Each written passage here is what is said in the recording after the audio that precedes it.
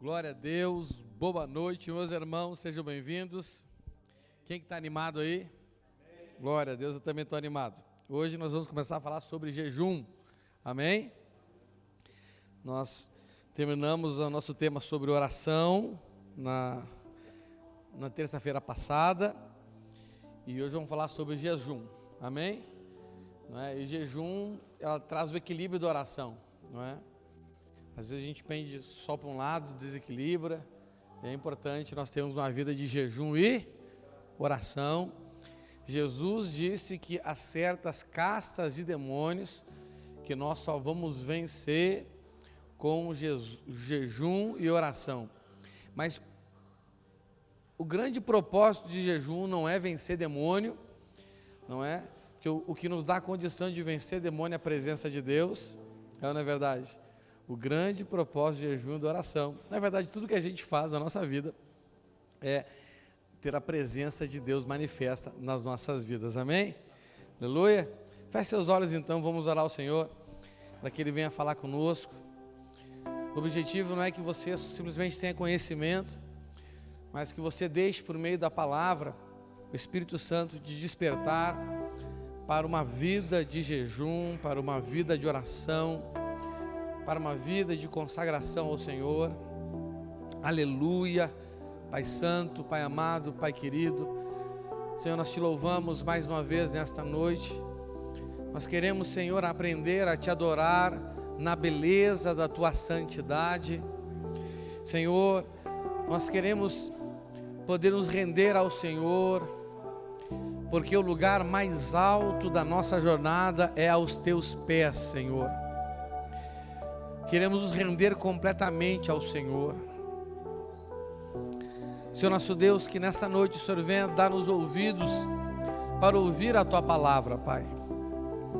Queremos, Senhor, ser cada dia mais libertos daquilo que nos prende, daquilo que nos limita, de viver a vida para a qual o Senhor nos chamou. Senhor, quantas limitações nós temos. Muitas vezes somos limitados pelo medo, pela vergonha, pelo receio, pela timidez. Muitas vezes somos limitados pela mágoa, pelo ódio, pela raiva, pela tristeza, pela angústia, pelo sentimento de inferioridade.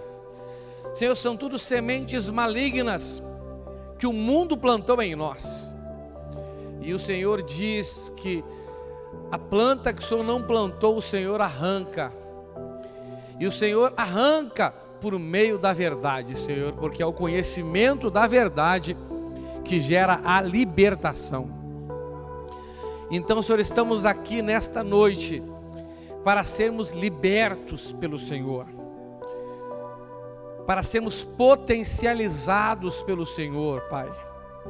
Por isso nós pedimos, Senhor, fale conosco e dá-nos ouvidos para que possamos ouvir o Teu Espírito. É o que nós pedimos ao Senhor, em nome de Jesus Cristo. Amém e graças a Deus. Amém, gente? Pode sentar no seu lugar, fica à vontade. Aleluia. Então hoje vamos começar a falar sobre jejum. Eu pretendo aí, pelo menos ir até metade de dezembro, nós falarmos sobre jejum, amém? Que é um tema muito importante, não é? Na verdade é uma prática muito importante da nossa vida espiritual, mas que tem sido bem negligenciada. Eu li há um tempo atrás uma pesquisa informal que um dos pastores, que na minha opinião é uma das maiores referências nacionais a nível de pastoreio, e ele fez uma pesquisa informal nas redes sociais dele. Eu li, né, o que ele escreveu sobre isso, e ele disse que ele ficou impressionado que 60% das pessoas que responderam a enquete que ele fez, a pesquisa informal que ele fez, dos crentes, né, nunca haviam jejuado. Entendeu?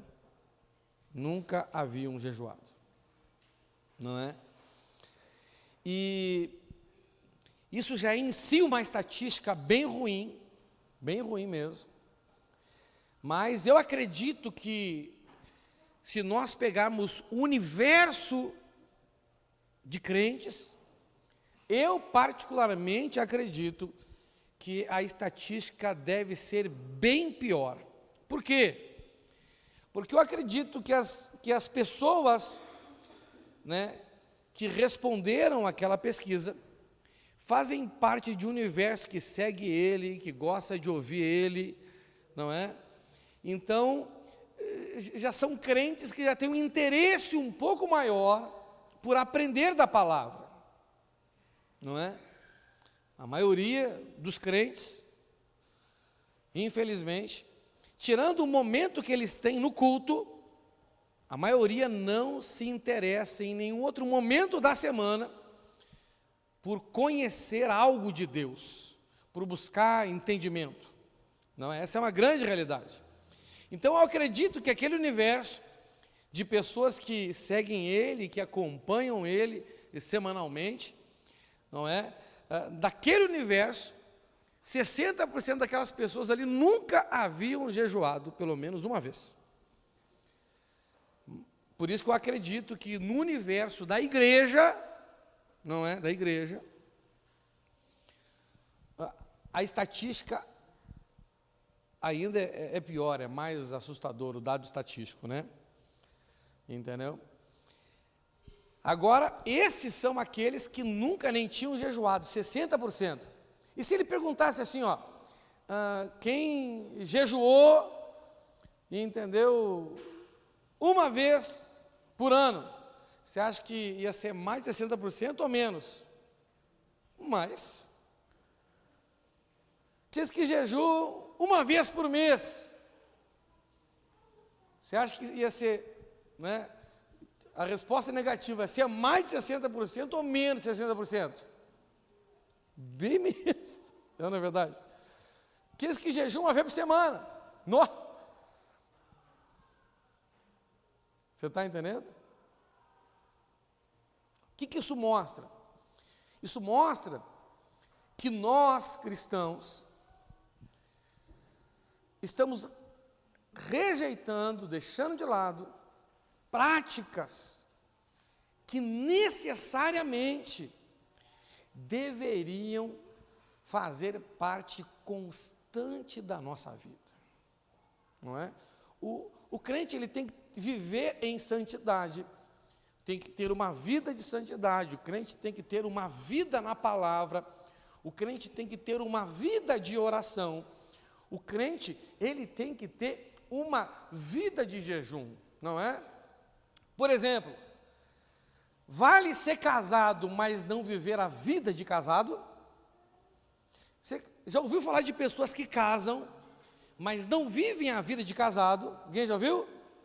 Não é? Tem pessoas que casam, mas não assumem os compromissos de uma pessoa casada. Tem gente que casa, infelizmente, inclusive dentro da igreja, tem gente que casa e não consegue ser fiel ao seu marido, não consegue ser fiel sexualmente ao seu marido, não consegue ser fiel sexualmente à sua esposa, não é? Tem gente que casa dentro da igreja, no mundo pior ainda, mas inclusive dentro da igreja. Vamos falar da gente, né? Não vamos falar dos outros, não é verdade? É? O mundo jaz do maligno, vamos falar de nós que pertencemos ao Senhor, amém? Então tem pessoas que casam e elas não conseguem ser fiéis ao seu cônjuge a nível de ser sincero, a nível de ter uma vida transparente, porque além de mentir, quer dizer, além de ocultar muitas coisas, elas também mentem.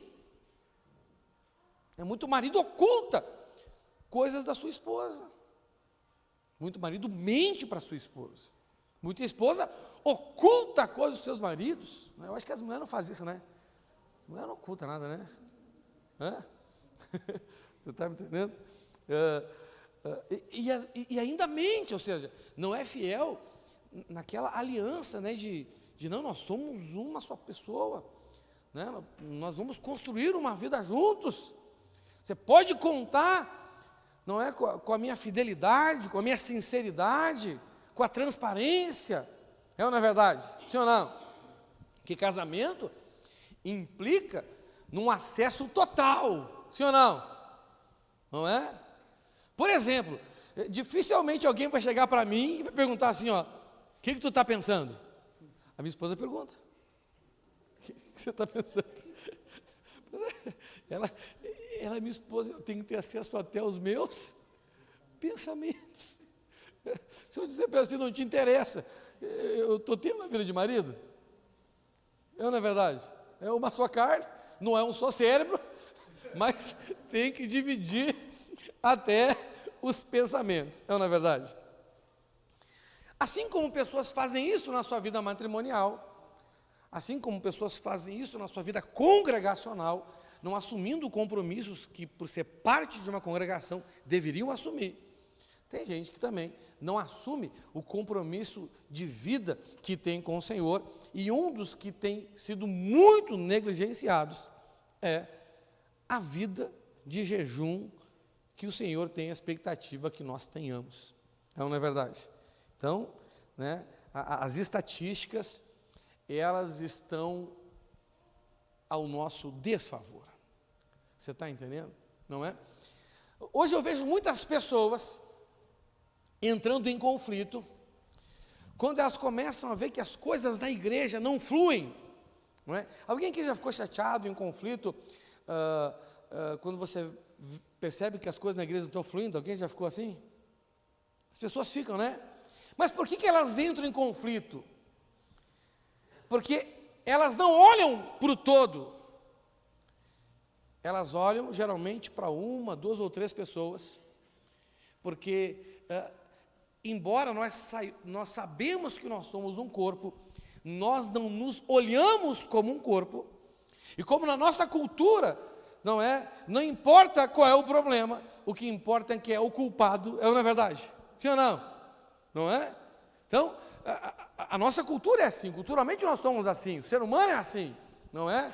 Gente, está com um problema aqui, a pessoa, quem é o culpado? A pessoa não quer saber primeiro a solução, né? A pessoa quer saber primeiro quem é o culpado, quem tem que levar a culpa, quem tem que ser punido, quem tem que ser responsabilizado, não é?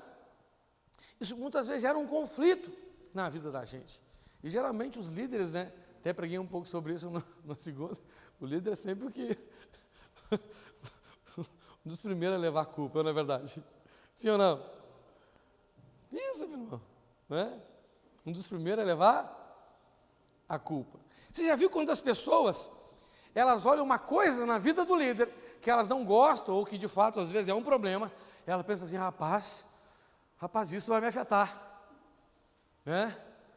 Só que o que o líder tem de bom na vida delas não afeta. Você já viu? Não é?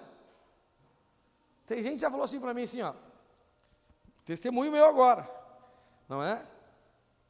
Ah, pastor, meu marido está ficando igual ao senhor. Eu perguntei, por que ele está lendo Bíblia todo dia em casa? Por que ele está orando? Por que ele decidiu ser pastor? Não, porque ele está ficando brabo.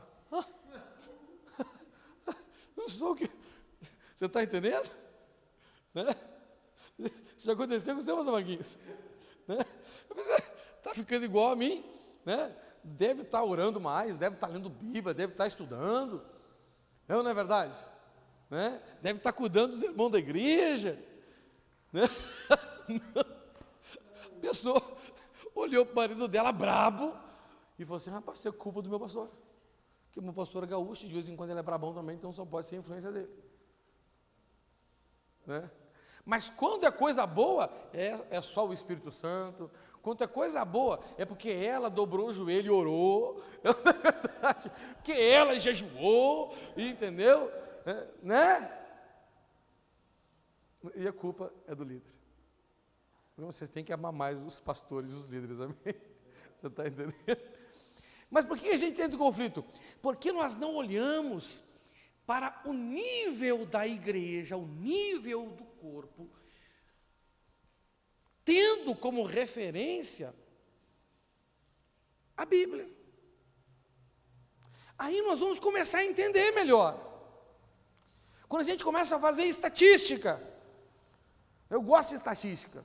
Estatística nos dá indicadores para que a gente possa medir, né, como que a gente está. E a realidade é que as recompensas que nós recebemos de Deus estão muito mais ligadas à nossa qualidade coletiva do que à nossa qualidade individual. A Bíblia diz que se uma parte do corpo sofre, todo o corpo. E se uma parte do corpo se alegra, todo o corpo se alegra. Você está entendendo?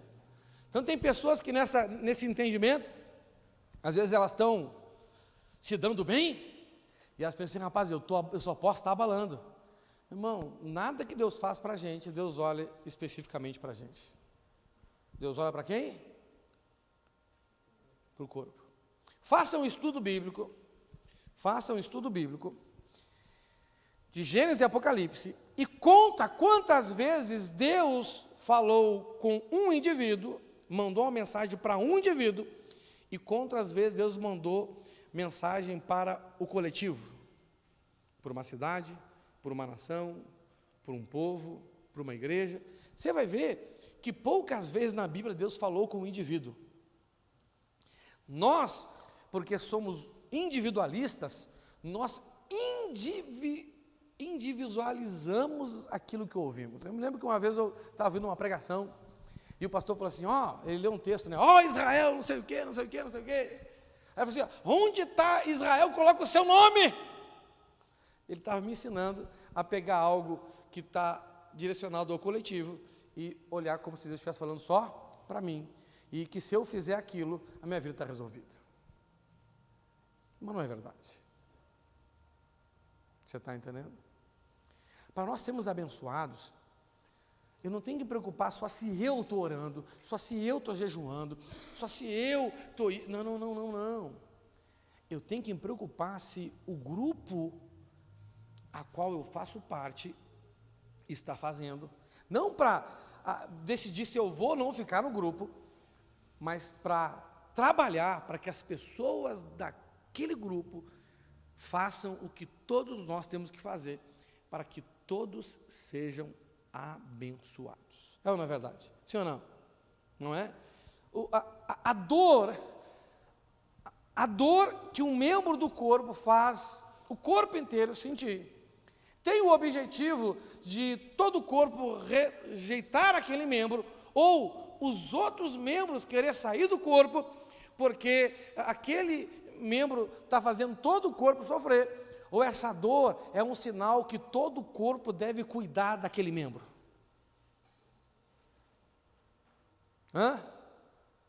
Quem que já sentiu dor de ouvido?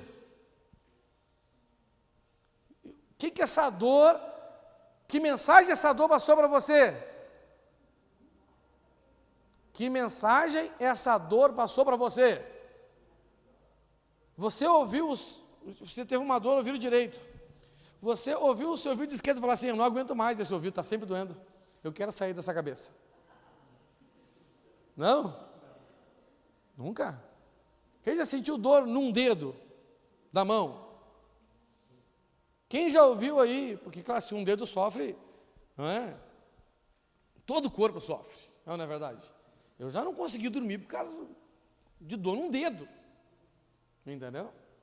Né? Mas eu cortei um dedo, estava cortando uma melancia para minha esposa, tinha afiado um facão lá em casa, ela pediu para eu cortar uma melancia grandona assim, eu falei, vou usar aquele facão.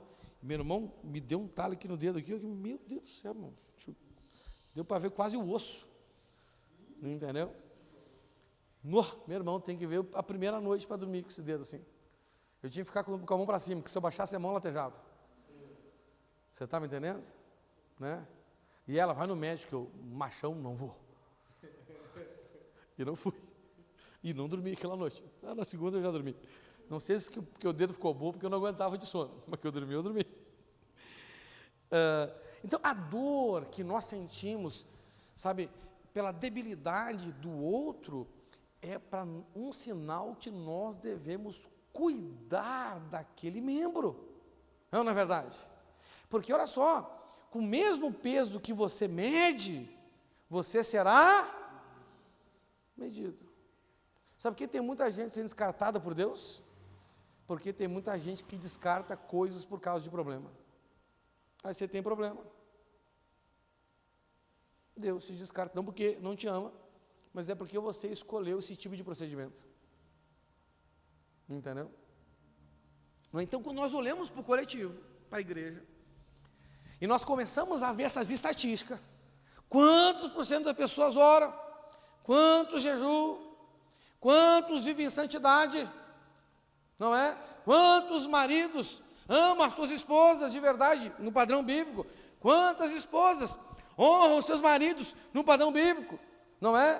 Quantos pais não iram os seus filhos, e quantos filhos honram os seus pais. Rapaz, quando a gente começa a medir isso aí, a gente começa a ver porque a gente tem problema. Você está me entendendo? E a falta de jejum, não é? Tem nos colocado em situações que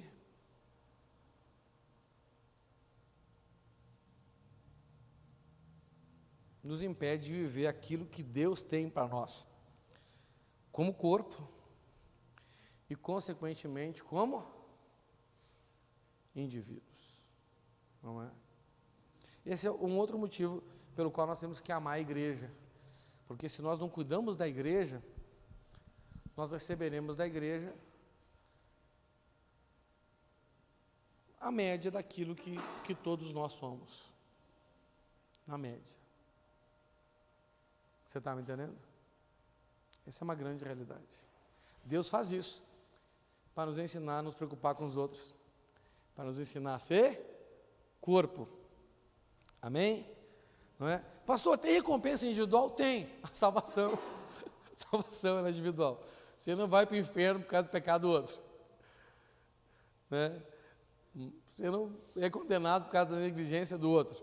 Mas a verdade é que, como corpo, a deficiência de um membro limita todos os outros membros do corpo. Então nós temos que ter duas responsabilidades. Por que eu estou te falando isso? Primeiro, você tem que entender que o que você faz ajuda ou prejudica essa igreja. Entendeu? Então você tem que entender isso aí. Porque as pessoas com pensamento individualista pensam, é minha vida. Não é verdade? O que as pessoas têm a ver com a minha vida? Não é? Como se a vida da gente não interferisse na vida dos outros, e interfere. Você viu aquela pessoa em casa que está triste, e fala assim, não se preocupa comigo, é só eu que estou triste, você pode ficar feliz. A gente consegue ficar feliz? Né? É burrice de quem fala, e se a pessoa acredita, é mais burra ainda. Porque falar burrice é ruim, agora acreditar em burrice é pior ainda, não é verdade? Então, nós precisamos entender que a nossa vida individual é fruto da nossa vida coletiva, e não o contrário. Amém? Nós somos frutos do coletivo. Nenhum de nós é fruto de um indivíduo, não é? Esse dia eu estava vendo, né, uma questão sobre isso aí eu não me lembro onde é que eu estava lendo, estava lendo em algum lugar, ou estava ouvindo em algum lugar. Olha só quantas pessoas tiveram que existir para a gente estar aqui. Então, para a gente estar aqui, a gente teve que ter 2 pais, 4 avós, 8 tataravós, e aí vai. Rapaz, em algumas gerações, você vê a multidão de gente que teve que existir para que você pudesse ser um indivíduo hoje aqui bonitinho na Terra. Você está entendendo? Só que nós não lemos isso, não é verdade? Aí a gente olha para a gente e acabou. Não é? Então ninguém é fruto do nada, né, de uma coisa individual. Não, nós somos corpo. E essa estatística aqui do jejum, que eu estou falando para vocês, que eu creio que é bem pior, que ele fez uma pesquisa dentro do universo, que eu considero que quem segue ele não é os pior crente, não é verdade? Que tem crente que segue a Anitta, tem crente que, verdade, tem crente que segue a Anitta, entendeu? Né? Volta e meia, "Ô, pastor, o senhor viu o que a Anitta falou?" Eu falei, eu não. Como é que esse cara sabe o que a Anitta está falando? Eu, na verdade, vou ficar escutando a Anitta, não é? Esse dia eu fui no mercado, a Lara pediu para comprar um salgadinho para ela, fui ver uma promoção lá, peguei um salgadinho, olhei assim o pacote da Anitta, vou pagar mais caro, mas não levar esse não. Você está entendendo? Né? Tem crente que segue, sei lá, Big Brother, tem crente que, não é verdade? Né? Fica só vendo bobeira. Então esses aí que seguem ele, pelo menos, eu acho que estão um pouquinho melhor. E mesmo assim, só 60% das pessoas desse universo, que eu considero que está um pouquinho melhor que a maioria, né? 60% nunca jejuou uma vez na vida. Você está me entendendo? Volta e meia eu pergunto aqui, né? Quem já expulsou demônio aqui? A maioria dos crentes nunca expulsaram demônio. Nunca. E a Bíblia diz, quem crê vai fazer 3 coisas: falar novas línguas, expulsar demônio, e vai colocar a mão sobre o enfermo, e eles serão curados. Não é verdade? Não é? Então, rapaz, tem gente, entendeu? Que não fala em novas línguas. Tem gente que nunca expulsou demônio. Eu falo que expulsar demônio, que a maioria não quer expulsar demônio. Os crentes, meu irmão, sabia que o diabo foi feito para ter medo de crente? Só que os crentes que têm medo do diabo. Entendeu? Geralmente, quando eu vou treinar os crentes para exorcismo, eu falo assim para esse gente, olha, eu vou dizer uma coisa para vocês. A Bíblia diz que um demônio, quando sai de um corpo, ele vai para lugares áridos. Só que tem crente que acredita que quando expulsa o demônio, o diabo vai atrás dele, vai para a casa dele perturbar ele. E tem crente que não expulsa o demônio por causa disso aí. Não vou expulsar demônio. O diabo vai lá para minha casa. Você é sua casa, se for um deserto, um lugar árido, pode ser que ele vá para lá mesmo. Você está entendendo? Né? Aí tem crente que tem medo, pastor Marquinhos, não é verdade? E a primeira coisa que eu não estou ensinando o crente a expulsar demônio, eu falo, gente, você tem que perder o medo de expulsar demônio, não é? Tem gente que tem medo de falar com o demônio. Ele fala assim, ó, sai todo mal. E tem gente que é mais esotérico, que fala assim, sai toda energia negativa. Eu já vi crente expulsando energia negativa, meu. Eu falo assim, como é que é o negócio? Energia negativa? Rapaz, meu, né? Pergunta para o cara se ele é esotérico. Pirâmide, né? Medita, não é verdade? Brahmanismo, sei lá, meu irmão, pensa, não é? Tem gente que tem medo do demônio, que ele não faz imposição de demônio, faz imposição de dedo, faz assim, só com o dedo. Eu já vi isso para o demônio assim, ó. Falei, amor, é posição de mão, palma da mão, não é posição de dedo, mas porque isso é medo. Então, olha só, meu irmão, isso é outra estatística. Aí tem crente que fala assim para mim, pastor, eu não gosto de expulsar demônio. É para gostar então.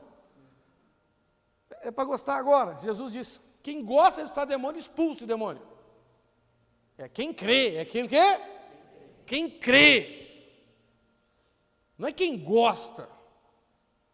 Só que as pessoas elas vão colocando, né, um monte de desculpas. E aí nós olhamos para nós mesmos.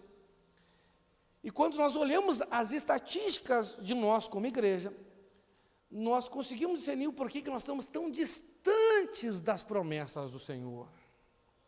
Que as promessas do Senhor são condicionais. Amém? E uma vida de jejum é condicionante para muitas coisas. Glória a Deus por isso. Isso foi só a introdução para constranger você. Agora, vamos para a palavra. Eu quero falar agora 4 coisas com você sobre jejum hoje. Não é? A primeira que eu vou falar é se jejum é ou não um mandamento. Segunda coisa que eu vou falar é que jejum é um ato de humilhação, e vamos entender a importância disso. Terceira coisa, que jejum é um ato de adoração. E quarta coisa, que jejum e oração, com certeza, junto, né?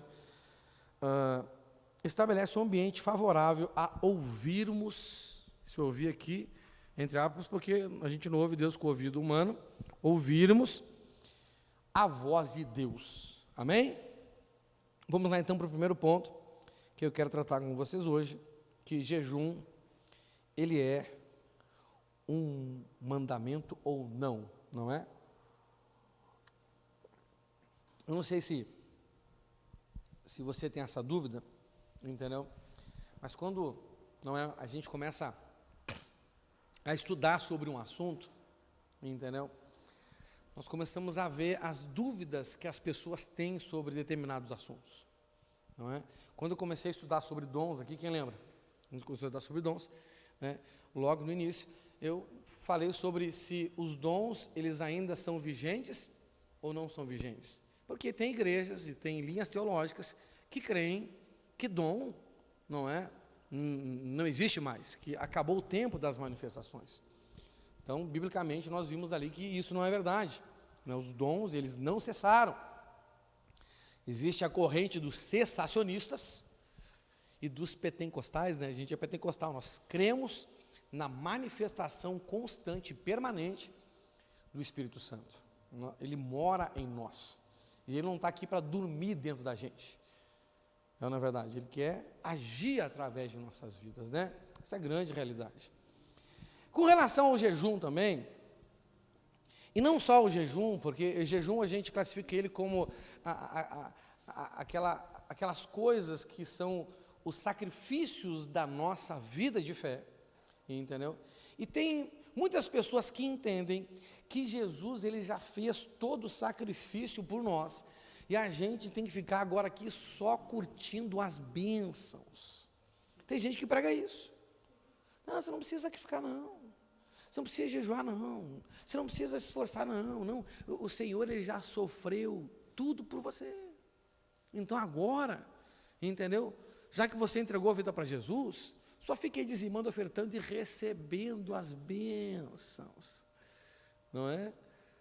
Mas quando a gente vai ver na prática, não é? A pregação, muitos tipos de pregação, eles não conseguem ser comprovados na prática.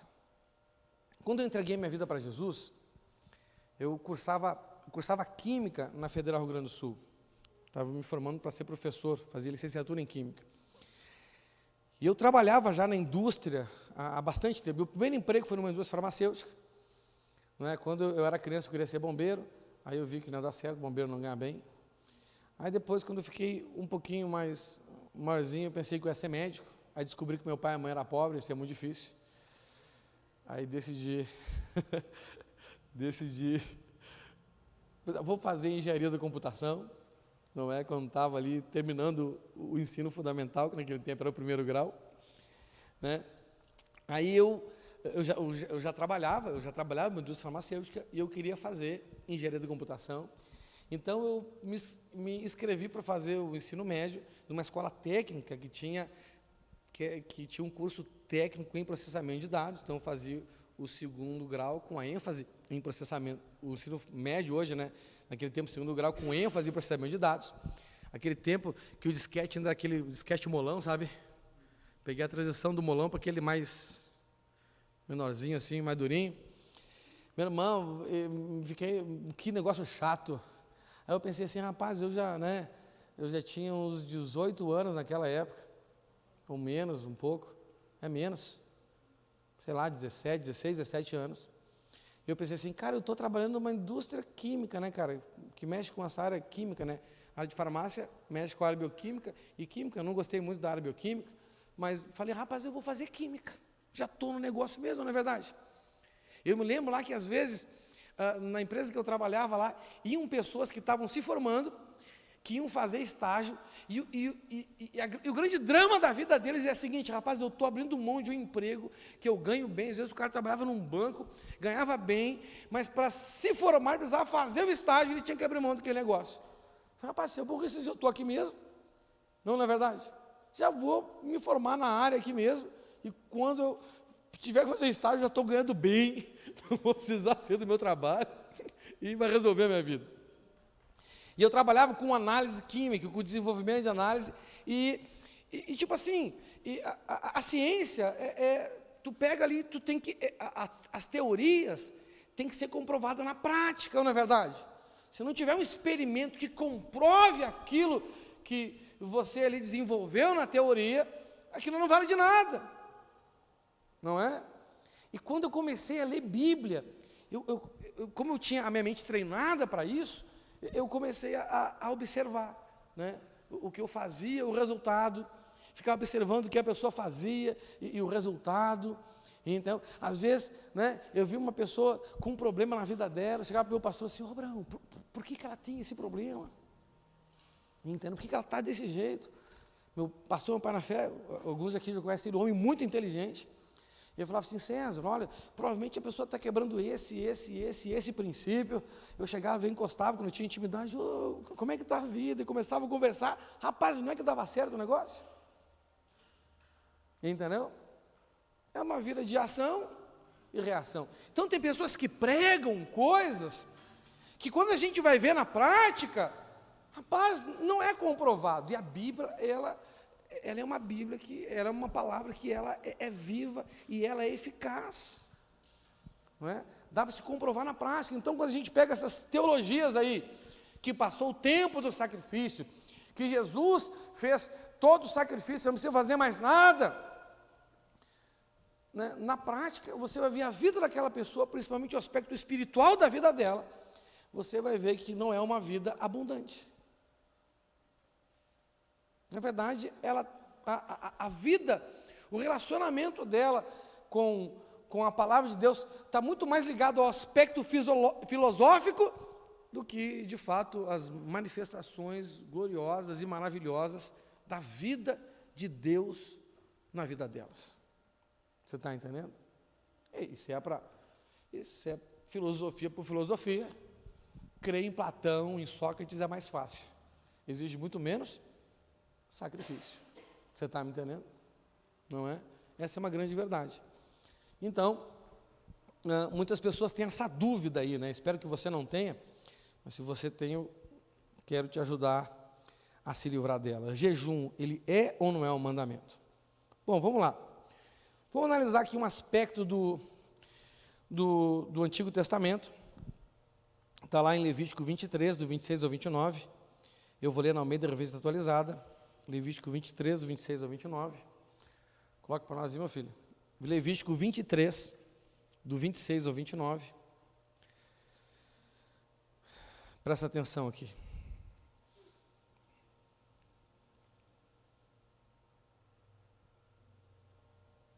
Está aí já?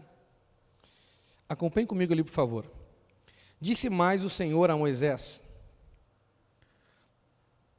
mas aos 10 deste mês 7º, será o dia da expiação. Esse aqui é o dia é a festa de Yom Kippur dos judeus, o dia da expiação. Tereis santa convocação e afligireis a vossa alma, trareis ofertas queimadas ao Senhor. Nesse mesmo dia, nenhuma obra fareis, porque é o dia da expiação, para fazer expiação por vós perante o Senhor vosso Deus. Porque toda alma, nesse dia, se não afligir, será eliminada do seu povo. Coloca o verso 27 aí na NTLH, por favor. No dia 27, no verso 27, essa palavra que afligireis a vossa alma, ali é traduzido por assim, ó: nesse dia ninguém deverá comer nada. Entendeu? Pegando, né, o contexto ali dos originais, no caso aqui, acho que é o hebraico, e dá essa ideia de jejum, né? Tem traduções que traduzem por jejum, tem traduções que traduzem por afligir a alma, tem traduções que traduzem por não coma nada, entendeu? Irmãos, em todo o Antigo Testamento, a primeira aliança, esse é o único texto em todo o Antigo Testamento que estabelece o jejum como um mandamento. Não tem outro. Você pode ler de Gênesis a Malaquias, que você não vai achar nenhum outro texto que tenha um mandamento. E esse texto aqui fala de uma data anual, entendeu? Então o judeu da primeira aliança, do Antigo Testamento, ele tinha somente, por obrigação, por dever, com o mandamento, fazer jejum neste dia específico. E se ele não fizesse jejum neste dia, ele corria risco de vida. Coloca no NTLH no 29 ali, por favor. Qualquer pessoa que comer alguma coisa no dia do perdão será expulsa do meio do povo. Ou seja, ele ia ter que sair do povo de Deus e se quisesse ficar lá, correr até o risco de ser apedrejado. Entendeu? Não podia mais fazer parte. Olha como era severo o negócio aqui, né? Então, em toda a antiga aliança, esse é o único texto, um texto só, o único texto, entendeu? Que estabelece essa ordem, não é? Por que eu estou falando isso para vocês aqui? Porque em função disso, em função desse texto aqui, que é um texto ligado a uma festa judaica, que é um texto ligado ao ritual de Levi, não é?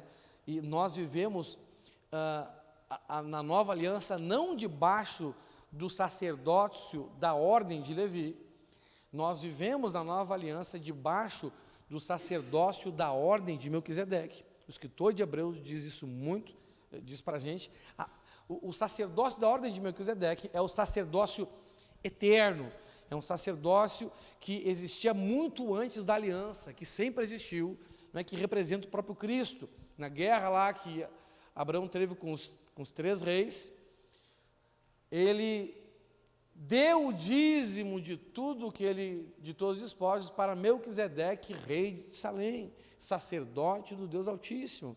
Aquela imagem ali, segundo o escritor de Hebreus, e se está ali nós temos que crer, é o próprio Cristo, é o sacerdócio eterno, não é? O sacerdócio de Levi foi uma sombra do sacerdócio de Melquisedeque. Agora, Jesus não, Jesus ele veio na ordem de Melquisedeque. A Bíblia diz que ele entrou uma vez por todas no verdadeiro lugar santíssimo, e não levou sangue de bicho, levou, né, o próprio sangue dele, perfeito, não é? E ele fez o sacrifício uma vez por todas. E quando diz que ele fez o sacrifício uma vez por todas, tem pessoas que acreditam que já que ele fez uma vez por todas, ninguém precisa sacrificar mais, não é? Então, como mandamento, nós vemos somente esse texto no Antigo Testamento, entendeu? Nós não vemos somente a prática do jejum nesse dia. Por exemplo, lá no livro de Joel 1,14, diz assim, ó, promulgai um santo jejum. Joel 1,14, na Almeida Revista Atualizada, promulgai um santo jejum, convocai uma assembléia solene, congregai os anciões, todos os moradores desta terra, para a casa do Senhor, vosso Deus, e clamai ao Senhor, não é? Então nós vemos também outros momentos como esse, que os profetas, não como um mandamento da lei, não é? Mas como uma convocação especial, específica, não é? Não era uma coisa para virar uma rotina, foi uma convocação específica que Joel fez, não é? Esse dia aqui, esse dia da expiação aqui, que está em Levítico 23, 27, né? Diz assim, ó, mas aos 10 do mês sétimo, então no dia 10 do sétimo mês, será o dia da expiação. Esse dia aqui, que é o dia da expiação, ou o dia de Yom Kippur, a Bíblia também chama ele de o dia do jejum, fala assim, o dia do jejum.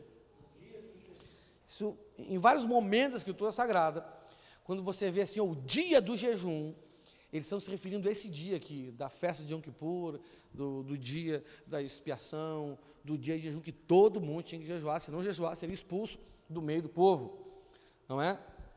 A exemplo disso, lá em Atos 27, 9, já na segunda aliança, no Novo Testamento, diz assim, depois de muito tempo, tendo se tornado a navegação perigosa, e já passado o tempo do dia do jejum, aquele dia ali está com letra maiúscula, está vendo ali?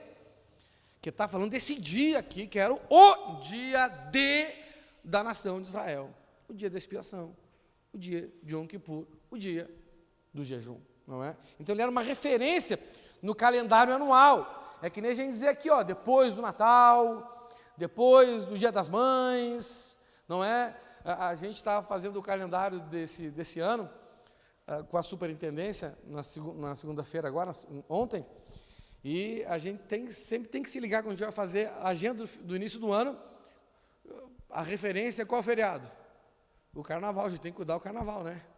Entendeu? O brasileiro, o ano só começa de verdade depois do Carnaval, não é? Então a gente tem que organizar alguma coisa na agenda, a gente tem que organizar, né, e tem que ver um dia que é o dia do Carnaval ali.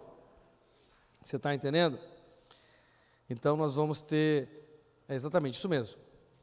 Então aqui era uma referência no calendário judeu, entendeu? Não é?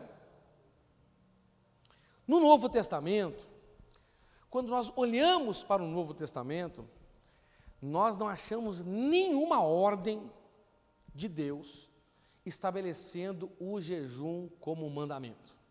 Por exemplo, na Bíblia tem orai, mas não tem jejuai. Na Bíblia diz sede santos, né, o imperativo, não é? Mas não diz seja jejuadores, não é verdade? Não é? Na Bíblia não diz isso, entendeu? Então a Bíblia, na Nova Aliança, dentro da questão do sacerdócio de Melquisedeque, não estabelece o jejum como uma lei, como um mandamento, entendeu? E esse é o motivo que as pessoas entram em conflito. E por que as pessoas entram em conflito nessa questão da primeira aliança com a segunda aliança? Primeiro ponto, irmãos, olha só. A primeira aliança, a segunda aliança não anulou a primeira aliança. O sacrifício de Cristo não anulou a lei. Pastor, mas como que não anulou a lei? Se ele disse que ele, né, tem pessoas que entendem que ele anulou a lei, né? Mas na verdade a Bíblia não fala em anular a lei. A Bíblia fala no original em cumprir a lei, fala assim, cumprir a lei. Você entende que cumprir a lei é diferente de anular a lei? Cumpriu a lei. A lei está cumprida. Mas de qual lei ele está falando, não é?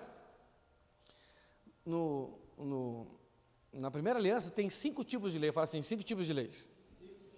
A lei moral, que são os 10 mandamentos. Entendeu? As leis prescritivas, leis sociais ou leis regulamentares, que foram as leis que Moisés fez a partir da lei moral para conduzir o povo de Israel, não é? Por exemplo, Moisés ele estabeleceu lá a lei, o que tinha que fazer se um homem pegasse e violentasse uma mulher no campo. O que tinha que fazer? Tinha que matar o homem. A mulher ficava viva, porque ela não pediu socorro, não tinha nem como pedir socorro, estava no campo, então ela não tinha culpa. Mas se um homem violentasse a mulher na cidade, o homem morria e a mulher também morria, porque ela não gritou para pedir socorro. Você está me entendendo? Não é? Ela podia ter pedido socorro. E, né, a irmã aproveitou, digamos assim, da situação, não é? Então, Moisés entendia assim. Então, ele estabeleceu, isso é uma lei prescritiva, é uma norma regulamentar, entendeu? Existiam as leis sanitárias, não é verdade? Sim ou não? Não é? O que tinha que fazer com o número 2 em Israel? Enterrar ou jogar na água? O que a gente faz hoje? A gente é porco demais, né? Misericórdia. O que o número 2 é na terra? e na água. Sangue de Jesus, né? Padrão sanitário nojento que a gente tem, né? Misericórdia. Pois é, a gente não ouviu Moisés, a gente foi ver esses sanitaristas desviados, a gente joga o 1 e o 2 na água. Pensa, que desgraça.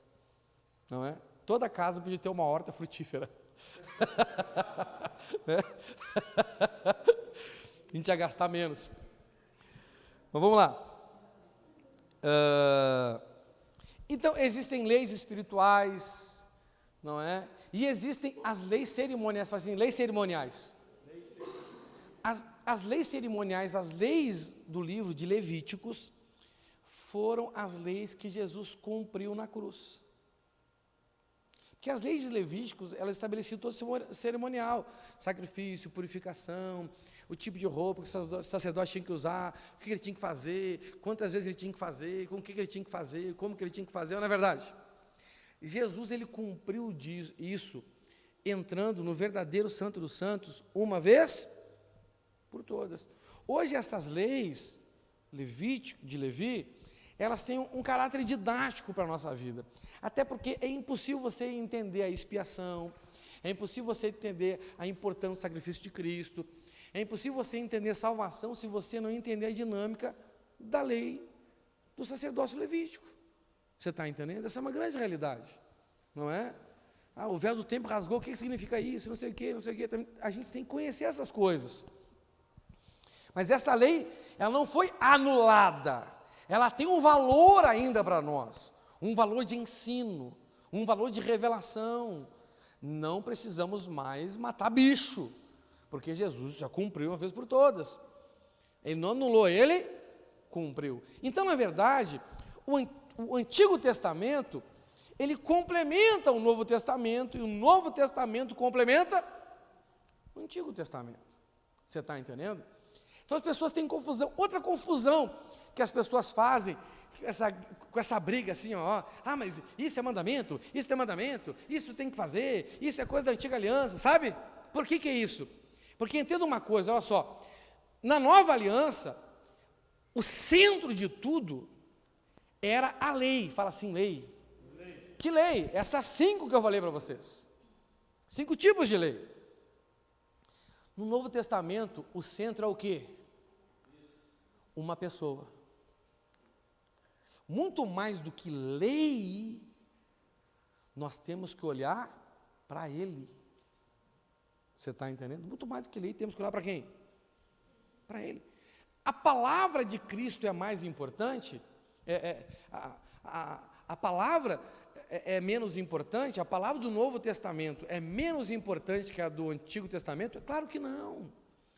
A diferença é que hoje nós continuamos tendo a palavra do Antigo, a palavra do Novo, mas nós temos algo que é superior à palavra. Nós temos o dono da palavra morando em nós como igreja. Você está me entendendo? Isso quer dizer, não que a lei perdeu em importância, é que o judeu, ele tinha somente a lei para se apegar. Nós temos a lei. Nós temos a palavra do Novo Testamento. Mas nós apegamos muito mais a quem? A Cristo. Agora, Cristo nunca vai contrariar a palavra. Cristo, a pessoa dele, nunca vai contrariar o que está escrito. Mas a pessoa dele nos leva muito além do que está escrito. A pessoa dele nos leva muito além do que está escrito. E uma das prisões que uma vida religiosa estabelece na nossa vida é a prisão do que está escrito. O que está escrito é o nosso ponto de partida, não é a nossa linha de chegada. Então, para mim começar a minha vida com Deus, eu começo embasado naquilo que está escrito. Com relação à palavra, Jesus, ele é o alicerce. Jesus, ele é a pedra angular. ele é a pedra principal. Você está me entendendo? Então a minha vida é construída em cima dele.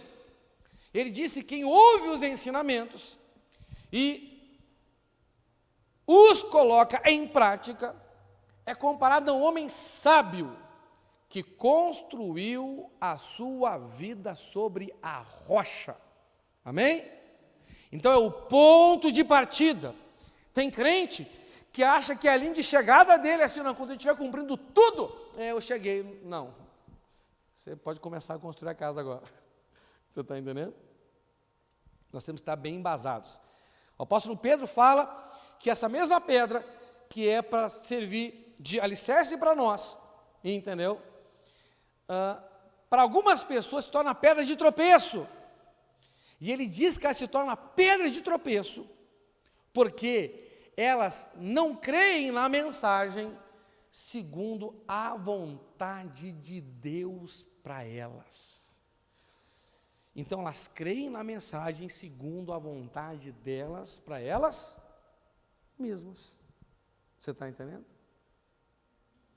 E nós, o ponto de interpretação do que está escrito tem que ser a vontade de Deus. Aí você vai perguntar assim para mim, sim, mas pastor, como que eu vou saber a vontade de Deus para mim? Não é?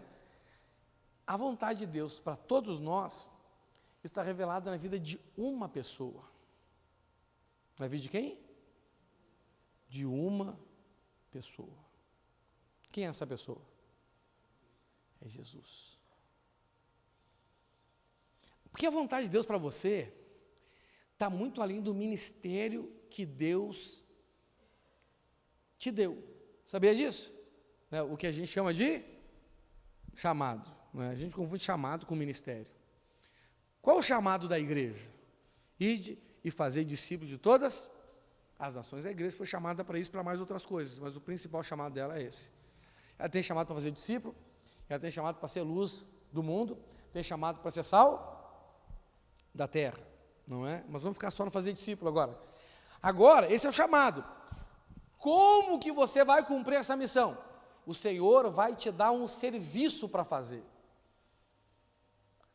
Cada pessoa numa casa tem que ter um serviço, sim ou não? Ou todo mundo faz tudo? Não. Numa empresa, você trabalha.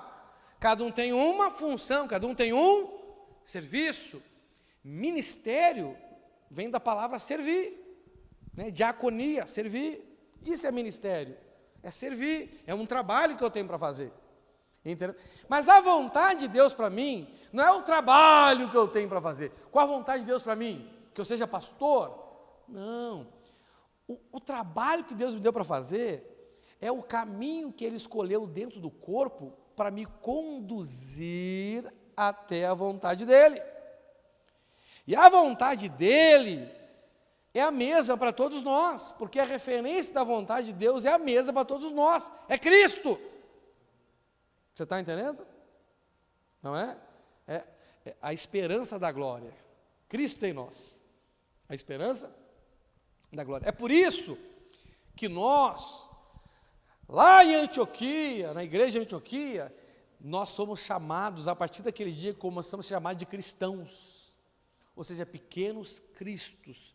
Pessoas que se assemelham no propósito de vida, na razão da sua vida, em Cristo.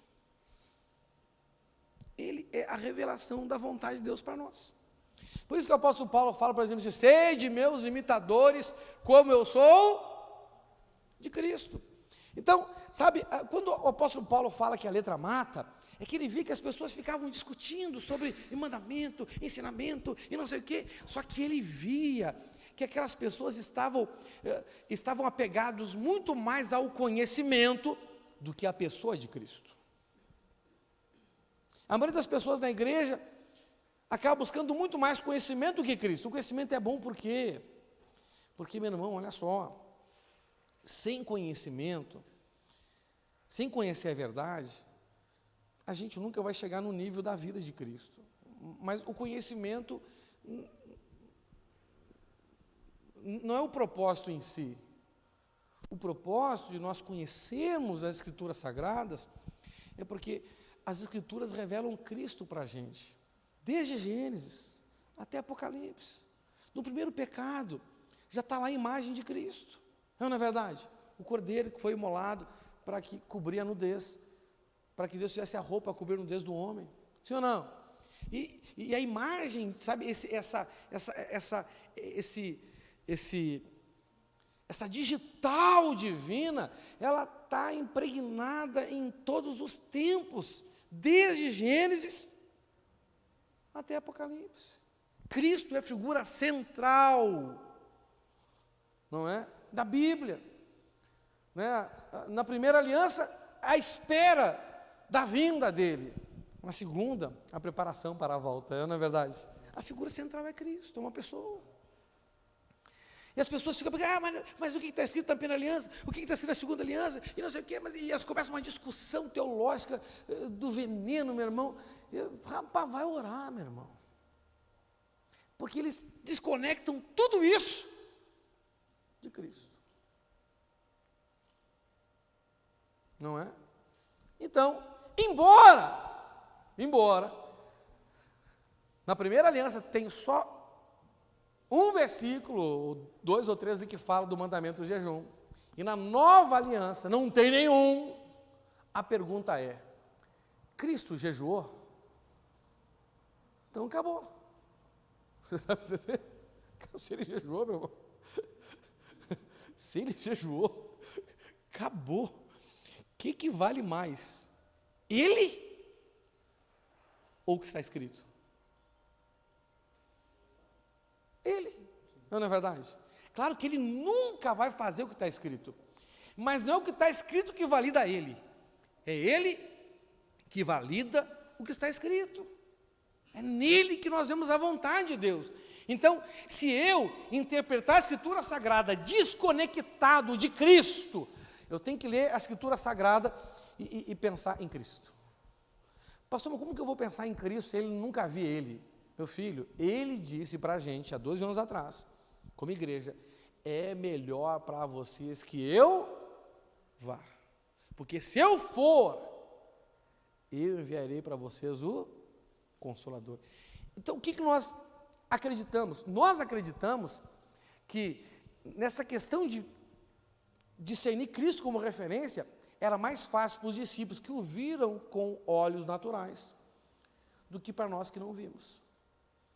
Mas Jesus diz para eles que a condição, depois que ele fosse assunto aos céus, a condição espiritual deles, seria muito melhor do que a condição que eles viviam se ele ficasse na terra com eles.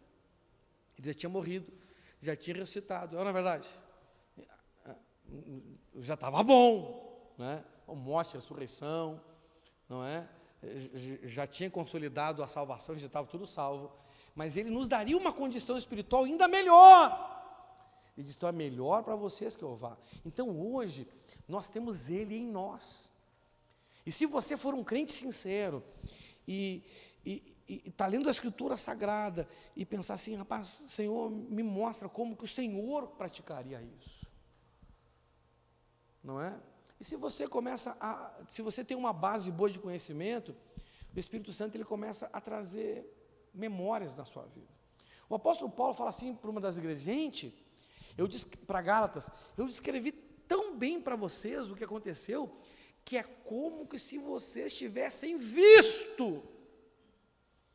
Mas ali não fala de simplesmente uma narração natural, ele fala de uma palavra que trouxe para eles um discernimento que valia mais do que se ele tivesse visto Cristo. Porque quem tem esse discernimento, é impossível não ter uma vida verdadeira com Deus.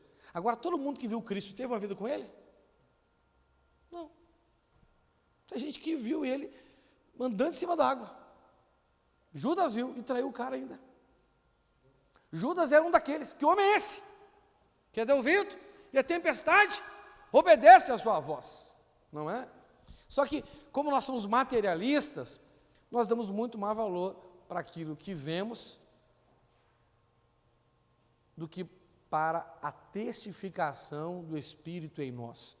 E a testificação do Espírito em nós, ela é muito mais valorosa, ela é muito mais importante, porque quem tem fé anda por fé e não por vistas. É ou não é verdade? Não é? Não é pelo que vê, a fé é a mais importante, porque a fé nos dá uma condição espiritual que vai além da nossa razão, que vai além da nossa condição de perceber as coisas. Entendeu?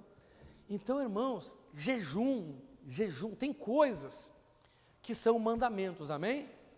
Mas tem coisas na Bíblia que estão além do mandamento. Olha só, não é? Então, o crente medíocre, ele se apega ao mandamento. Não é? E ele se limita ao mandamento. Mas o crente verdadeiro, ele quer, acima de tudo, agradar ao Senhor. Ele quer ir além da lei. Além da lei. A lei é o mínimo. Você está entendendo?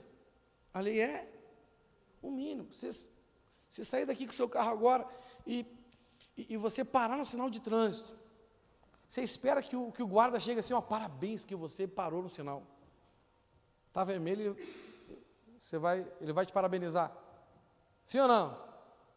Rapaz, isso é o mínimo. Não é? Tem gente que fala assim, ô pastor, eu sou bom. Filho, por quê? Nunca matei ninguém. Isso é o mínimo. Você quer parabéns, você nunca matou ninguém? Ô pastor, eu sou bom, porque eu nunca roubei ninguém. Ô filho, isso é o mínimo. Não é verdade? Né? Não roubar alguém fez bem para você mesmo. Não é verdade? Não é? Pastor, eu sou bom, por quê? Porque eu não brigo com ninguém. Eu não brigar com ninguém é o mínimo que você tem que fazer. Não desrespeitar as pessoas. É ou não é verdade? Sim ou não? Pensa. Então já viu, né? Semana, recebi uma mensagem no meu Facebook, uma senhora que deve ter uns 70 e poucos anos, muitos anos que eu não vejo ela, entendeu? É como uma tia emprestada que a gente tem, entendeu? E católica fervorosa, não é? E eu tenho as minhas posições de fé com questão à área política, eu sempre posto o que eu creio, o que eu penso, não é? Eu sou luz para este mundo, eu não posso ser um cidadão pacífico, mas não passivo. Então eu me posiciono socialmente como cristão. E ela mandou uma mensagem para mim assim, ó, César, me decepcionaste. Tu tem que rezar mais. Mas me xingando assim. Aí eu mandei uma mensagem todo educado para ela. Né? Oi, tudo bem, fulano, como é que você está? Quanto tempo que a gente não conversa? Como é que está fulano? Como é que está Beltrano? Como é que está ciclano? Demorou 3 dias para me responder. Ela leu, 3 dias para me responder demorou. Entendeu? 3 dias depois, César, me perdoe, fui tão mal educado contigo. Parabéns pela tua postura. Gente, mas é nada, é o mínimo que eu tenho que ser educado com as pessoas, não é verdade? Sim ou não? A lei é o ponto de partida, mas a linha de chegada é Cristo. O apóstolo Paulo disse que um dia ele começou a carreira, e ele foi deixando para trás aquilo que para trás ficava, até que ele chegou na linha de chegada. Para isso ele teve que combater o bom combate, teve que completar a carreira, teve que guardar a fé, mas essa linha de chegada é onde? É Cristo, não é? O apóstolo Paulo diz, eu não tenho problema em me sacrificar, o que eu quero mesmo é poder tomar parte na vida de Cristo e ser achado nele. Então, nós não vemos no tempo da legalidade, nós vemos no tempo da graça.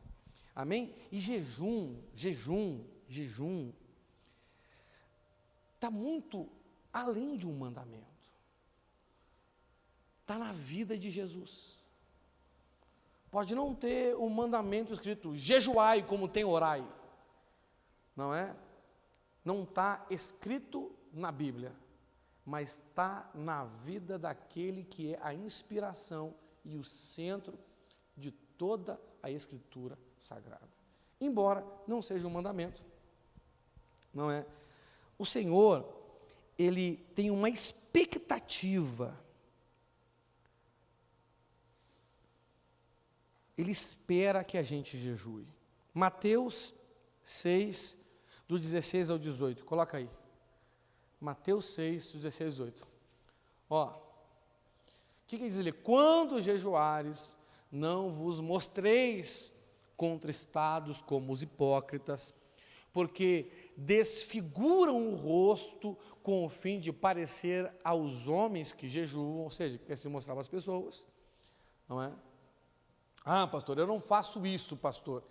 Mas você só jejua quando eu peço. Então você jejuou por mim ou por Deus? Se você espera, eu pedir. Se você espera, eu cobrar. Missionário, eu me esqueci, o senhor não cobrou. Ah, tá bom. Então você só jejua se eu pedir. Não é? Não, eu vou jejuar, porque se eu não jejuar, o pastor vai perguntar, o missionário vai perguntar, a missionária vai perguntar, o líder vai perguntar, eu vou ficar com vergonha de dizer não, então eu vou jejuar. Você está pior que isso aqui, ó. Ou no mínimo igual. Não é? O fim de parecer aos homens que jejuam, em verdade vos digo que eles já receberam a recompensa. 17. Tu, porém, quando jejuares, unge a cabeça e lava o rosto, com o fim de não parecer aos homens que jejuas, e sim ao teu pai em secreto, e teu pai que vê em secreto te... Olha só, bota no início lá de novo. Como é que começa o texto ali? É se? É o quê? Se fosse um se, representaria o quê? Que a expectativa dele é que você, se quiser, faz. Se não quiser, não faz. E o quando representa o quê? Representa que ele tem uma expectativa que você faça. Porque está escrito? Porque ele fazia. Não tem, no Novo Testamento não tem um mandamento. No Antigo tem só um. E é um mandamento específico para o povo judeu dentro do ritual do sacerdócio de Levi. Dentro da dinâmica da antiga aliança. Aquela lei que Jesus já cumpriu e que serve para nós hoje só como um caráter pedagógico, de ensino, de revelação, não mais de prática. Mas a vida de Jesus, ela nunca deixou de valer antes da primeira aliança, nem depois da primeira, nem na segunda, e nem depois que não houver mais isso. A vida dele sempre vai ter o mesmo valor para a gente, amém? A vida dele não caduca, o exemplo dele não caduca. Então, como ele jejuou, ele tem a expectativa quando jejuares. Ele mandou, jejue. Quem não jejuar, não vai herdar o reino dos céus. Ele disse isso? Não, mas ele tem uma expectativa. Porque a expectativa de alguém que é referência, que se esforça para ser um modelo, é que você copie ele. Entendeu?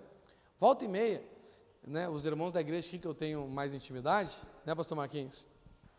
Eu vejo, meu irmão, eles nos negócios assim, meio esquisito. Esse dia eu peguei um discípulo aqui na igreja, não é? Não fui no culto porque fiquei com dor de cabeça. Não fui no culto porque não sei o quê. Eu não fiquei na vigília porque eu estava com sono. Meu irmão, peguei ele, meu irmão, entendeu?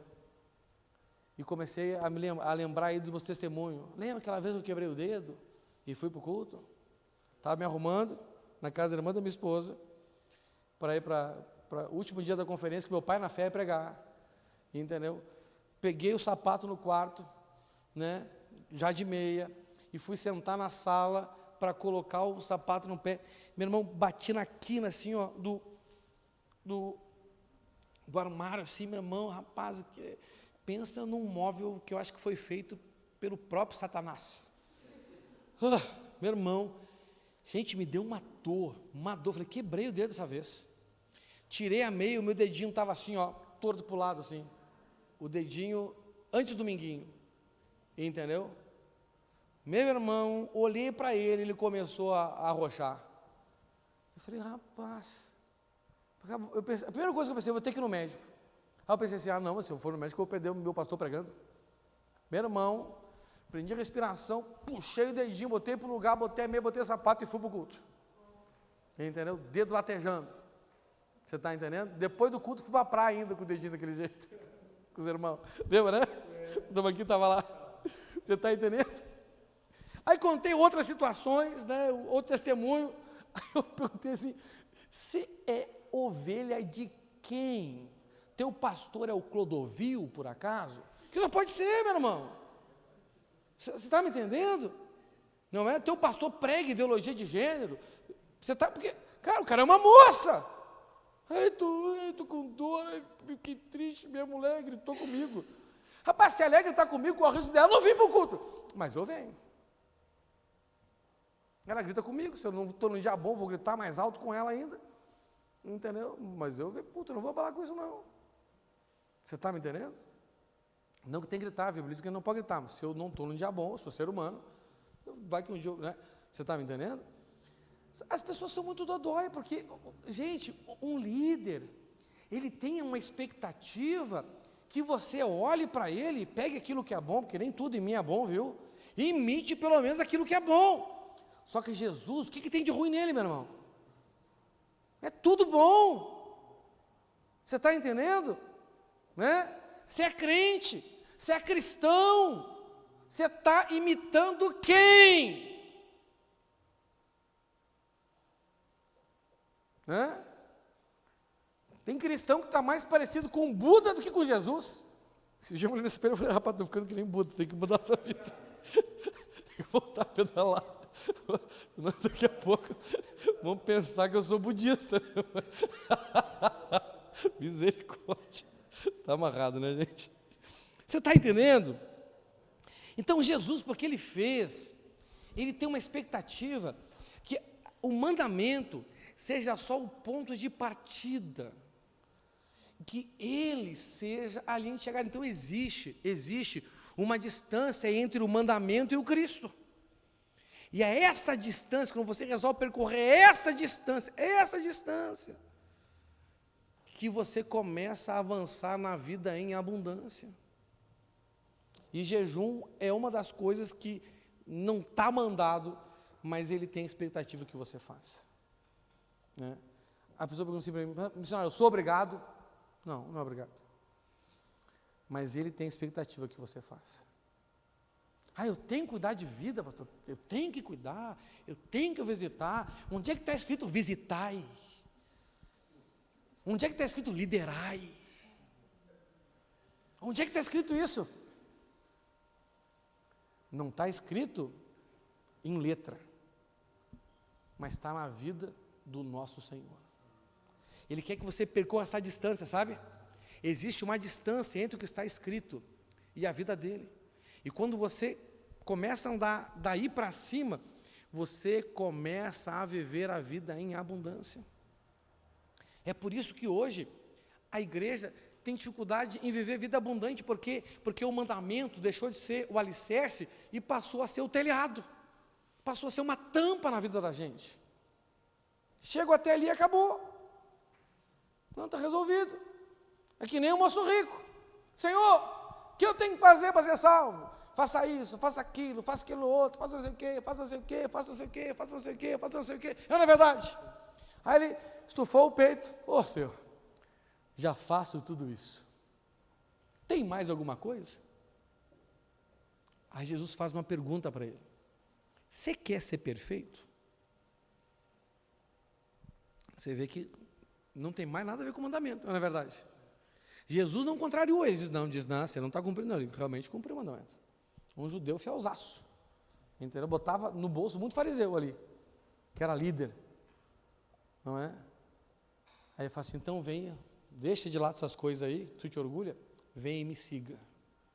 Pare de olhar só para a palavra e comece a olhar para mim. Você já conhece a palavra, agora olha para mim. Agora veja como eu cumpro isso. Porque Jesus disse, eu não vim anular a lei, mas eu vim dar o sentido completo da lei. Meu irmão, é em Cristo que a gente vê o sentido completo de tudo, inclusive do que está escrito. Então, jejum não é mandamento, está além. Uma vida de jejum é para quem quer começar a imitar Cristo, não só cumprir mandamento. Você está aqui para cumprir mandamento ou você está aqui para imitar Cristo? Lucas 5, do 36 ao 35, diz assim, para a gente encerrar, não vai dar para pregar os outros 3, vai ficar só num mesmo. Disseram-lhe eles, os discípulos de João, e bem assim os dos fariseus, frequentemente jejuam e fazem orações. Os teus, entretanto, comem e bebem. Ou seja, não jejuavam. Os fariseus começaram a observar. Os fariseus tinham a prática de jejuar 2 dias por semana. Entendeu? Eles estavam querendo arrumar uma crítica com relação a Jesus. Uma crítica com relação a Jesus. E eles não viram nada na vida de Jesus. Começaram a ver nos discípulos de Jesus. Tem um lado bom quando as pessoas começam a nos acusar pelos que quem está à nossa volta faz. É porque eles não arrumaram nada contra a gente. Aí eles começam a jogar sujo, a jogar baixo. Eles começam a nos acusar por causa dos outros. Você está me entendendo? E todo medíocre faz isso. Se você faz isso, você é medíocre. Então, descer medíocre. Para de fazer isso, amém? Beleza? Combinado? Glória a Deus, aleluia. Aí eles começaram, mas a gente percebeu que o seu discípulo não está jejuando. Tem outra vez que eles perceberam. A gente percebeu que o seu discípulo não está lavando a mão, não. Você lembra disso? Cara, são os fariseus. Por isso que é fariseu. Por isso que o não fariseu hoje tem uma conotação ruim na igreja, não é verdade? Fariseu mesmo. Não é? Midianita. Meu Deus do céu. Sodomita. Quer xingar o cara? Sodomita, midianita. Maraquita. Não é? E fariseu também. Né? Meu Deus do céu. E eles perceberam que os discípulos de Jesus não jejuavam. Jesus jejuava. Jesus jejuou no deserto 40 dias. Jesus ia para o monte e ficava lá em jejum e oração. Era prática dele isso. Não é? Aí eles vêm lá, disseram-lhe, os discípulos de João, e bem assim os dos fariseus, frequentemente jejuam e fazem orações. Os teus, entretanto, comem e bebem. Jesus, porém, lhes disse, podeis fazer jejuar os convidados para o casamento, enquanto está com eles o noivo? Ele pergunta, né? Claro que não, né? Isso aqui é uma questão cultural, não é? A festa de casamento lá durava dias, e os amigos do noivo, eles passavam um dia celebrando com o noivo antes do casamento, não é? Aí depois o noivo ia curtir a vida, eles paravam de comer com o noivo, você está entendendo? Aí ele faz a pergunta, por acaso, os amigos do noivo, quando estão com o noivo, jejuam? Ou vocês têm um amigo que vai casar? Não é? Está falando das bodas do cordeiro, né? Quando, vocês estão com um amigo que vai casar, e vocês estão com esses, vocês deixam de comer e beber? Não é uma questão cultural do povo daquela época. Podeis fazer jejuar os convidados para o casamento enquanto está com eles o noivo? Dias virão, contudo, em que lhes será tirado o noivo. Naqueles dias, sim, jejuarão. Irmãos, Jesus, enquanto estava aqui conosco, na natureza comum de servo, ele se chamava como Filho do Homem. Amém? Ressurreto, o Filho de Deus. Mas Jesus só usa a figura dele como noivo para retratar a volta dele. Ele veio como Cordeiro de Deus, ressuscitou como Filho de Deus e voltará como noivo. Então Jesus morreu e ressuscitou, morreu como Filho do Homem, ressuscitou como Filho primogênito de Deus, né? E ele foi assunto aos céus, e do período que ele foi assunto aos céus até ele voltar como noivo, o noivo foi tirado da gente. Esse é o tempo, desde que ele foi assunto aos céus, naquele dia lá, que testemunhado por aproximadamente 500 pessoas, até ele voltar, ele espera que a sua igreja jejue.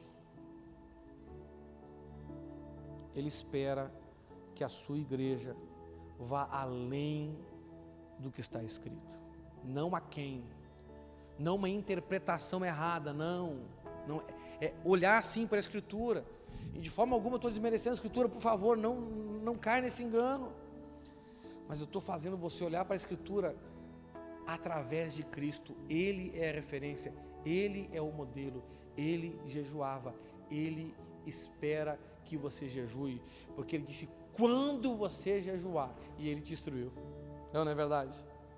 E Ele diz, não é, que Deus vai te recompensar. Tem recompensas que você não experimentou, não é porque você nunca jejuou, é porque você não tem uma vida de jejum. Para você ter uma vida de jejum, o jejum tem que fazer parte pelo menos de um dia da sua semana, pelo menos, só para começar. Você está entendendo? O Senhor vai te conduzir a outros jejuns, assim como Ele pediu para o povo através de Joel, Ele também vai pedir para você, filho, faz um de 3 dias, faz um de 7, faz um de 12, faz um de 21, faz um de 40, 2 de 40. Eu estou lendo o livro de um cara fantástico, o cara, ele é um hindu, nasceu no Quênia, se converteu para o cristianismo, rapaz, ele já fez 30 jejum de 40 dias, você acredita? Nossa Deus, fiquei até oprimido quando comecei a ler o livro. Nossa Deus, não é? Eu já fiz um de 21 dias só na água e estava me achando bom. Ele fez 30 de 40 dias só bebendo água. Esse povo oriental é muito dedicado à sua fé. Você está me entendendo? Ele fazia parte das castas dos guerreiros, sabe que o povo hindu é em casta, né? E é impossível você ser de uma casta para outra, entendeu? Meu irmão, e ele abriu mão de tudo por causa de Cristo. E Cristo começou a conduzir ele nessa vida. E ele tem visto coisas maravilhosas. E nós também queremos ver coisas maravilhosas, porque o Senhor quer que vivamos essas coisas. Eu quero te ensinar nessas próximas terças-feiras a você viver uma vida de jejum. A palavra de hoje, que eu nem terminei hoje, que eu vou continuar semana que vem ainda, é só para você entender por que você precisa jejuar. Por que isso tem que fazer parte da sua vida. Aí, sem ser na próxima terça, que eu vou continuar aqui na outra, a gente vai começar a aprender como jejuar, os propósitos do jejum. E aí você começa a praticar isso na sua vida, e você vai ir além, amém? E você vai deixar de ser simplesmente um cumpridor de mandamento, e pode começar a ser um seguidor de Jesus, tornando-se cada dia mais semelhante a Ele, amém? Sendo imitador de Cristo.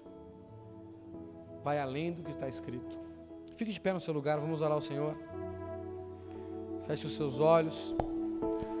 Curve a sua cabeça.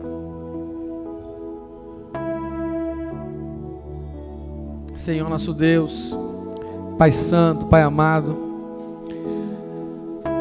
Senhor, tenha misericórdia de nós, Pai. Nós nesta noite, diante do Senhor, reconhecemos a nossa mediocridade, a nossa insignificância. A Tua palavra diz, Senhor, quem somos nós para que o Senhor se importe conosco? Nós somos como o pó, nós somos como a erva, e a nossa glória é como a flor da erva, que no final da manhã desabrocha, mas que logo que o sol do meio-dia esquenta, ela já seca, e depois que seca, só serve para ser queimada no fogo. Senhor, quantas vezes nós nos afligimos, não entendendo porque o Senhor não nos dá determinadas coisas, mas isso acontece porque nós não reconhecemos a nossa mediocridade como corpo, a nossa mediocridade como igreja, e muitas vezes, Pai, ficamos nesse jogo de acusação, colocando a culpa uns nos outros. Senhor, que vida pequena que a gente vive, Senhor. Muitas vezes lutando para obedecer meia dúzia de mandamentos, tropeçando neles, porque interpretamos a Tua palavra segundo aquilo que nós queremos, não segundo a Tua vontade para nós, que está revelada em Cristo Jesus. Oh Senhor, tenha misericórdia de nós, Pai. Nos ativa e nos avive para um novo tempo, aonde as Escrituras serão simplesmente o nosso ponto de partida, mas Senhor, o que queremos conquistar é uma vida semelhante à Tua, Senhor, e sabemos que sem a prática do jejum, nós nunca chegaremos lá, Senhor. Oh Espírito Santo, ajuda-nos, Senhor, ajuda-nos. Ore ao Senhor nesta noite, faça agora a sua oração a Ele, enquanto toca esta canção. Se derrame, se jogue aos pés do Senhor. Oh, aleluia. Ribas nébias, como ele quero viver como Jesus vive. Oh, Espírito de Deus. E me entregar por alguém que não sou eu. Decida mudar de vida. Viver o Teu chamado é o meu prazer. Cumprir todo o Teu querer, cumprir todo o Teu querer. Quero viver como Jesus viveu. Se renda a Ele. E me entregar por alguém que não sou ser seguidor dEle, não somente um cumpridor de normas e de regras. Viver o Teu chamado é o meu prazer. Cumprir todo o Teu querer, cumprir todo o Teu querer. Quero viver como Jesus viveu. E me entregar por alguém que não sou eu. Viver o Teu chamado é o meu prazer. Cumprir todo o Teu querer, cumprir todo o Teu querer. Ao Teu chamado, Deus, eu digo sim. Ao Teu chamado, Deus, eu digo sim. Sim, eu vou. Sim, eu vou. Sim, eu vou.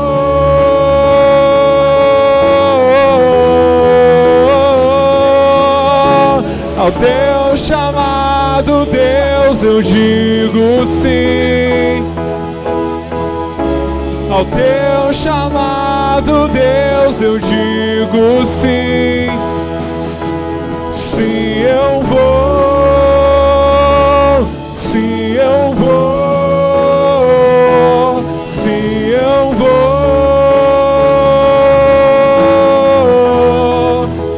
viver como Jesus viveu e me entregar por alguém que não sou eu. Viver o teu chamado é o meu prazer, cumprir todo o teu querer, cumprir todo o teu querer. Quero viver como Jesus viveu e me entregar por alguém que não sou eu. Viver o teu chamado é o meu prazer, cumprir todo o teu querer, cumprir todo o teu querer. Quero viver como Jesus viveu e me entregar por alguém que não sou eu. Viver o teu chamado é o meu prazer, cumprir todo o teu querer, cumprir todo o teu querer. Quero viver como Jesus viveu e me entregar por alguém que não sou eu. Viver o teu chamado é o meu prazer, cumprir todo o teu querer, cumprir todo o teu querer. Oh Espírito Santo, Senhor, toma esse tempo deste ensinamento em Tuas mãos, Senhor. E através de cada mensagem que será pregada, que o Senhor nos conduza a uma vida de jejum, a uma vida de oração. É o que nós te pedimos em nome de Jesus Cristo, aleluia. Dê uma forte salva de palmas ao Senhor, aleluia.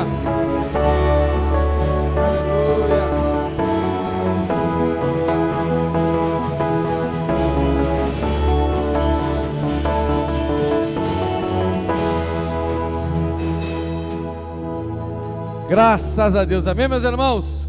Deus abençoe vocês. Eu gostaria de ter um momento agora de uma palavrinha rapidinha com os líderes lá